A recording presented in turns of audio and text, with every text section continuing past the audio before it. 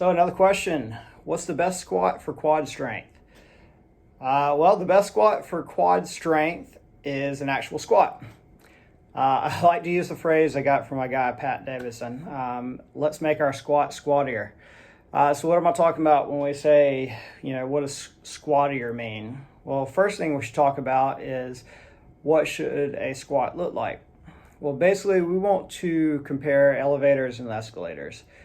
We want to be able to have our squats be squattier. They're up and down, more like an elevator rather than a hinge like our deadlifts, which is more like an escalator for the most part, right? So if you're hinging back instead of achieving a more vertical body position, then you're underutilizing your quads, right? And really underutilizing your legs as a whole. So if your goal is to optimize quad development, let alone athletic development, then getting squatting up and down is going to be your best bet.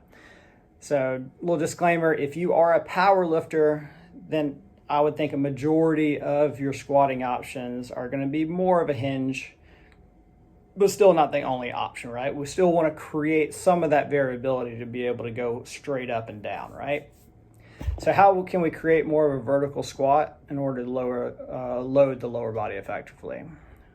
Really, the best way is to utilize different constraints to guide it into the appropriate motion, right? Allow the body to self-organize. So what constraints seem to work pretty well to get that more vertical squat position? Each person can be a little different, but a few examples can be utilizing a heel lift. So get the feet into a little more plantar flexion. It allows the pelvis to get underneath you, be able to go up and down a lot better. You can use upper body assistance, such as a TRX or rings, in order to kind of hang back and be able to go up and down with. You can change your implement position, such as utilizing a goblet squat out in front, a front squat, a zercher, anything to shift the load forward, right? Which allows for your hips to go down a little bit easier, right? So you don't have to counterbalance too much. As well as limiting your range to the sticking point. The sticking point being when the hips want to drop back really far, right? So we're trying to create room in order to gain depth. And then if all of that really doesn't work, then I would say drop down from a double leg position to more of a single leg squat variation. Tends to load the quads and the adductors a little bit better. All right, so these are just a few examples. Hopefully that answered your question. But let me know what's worked well for you.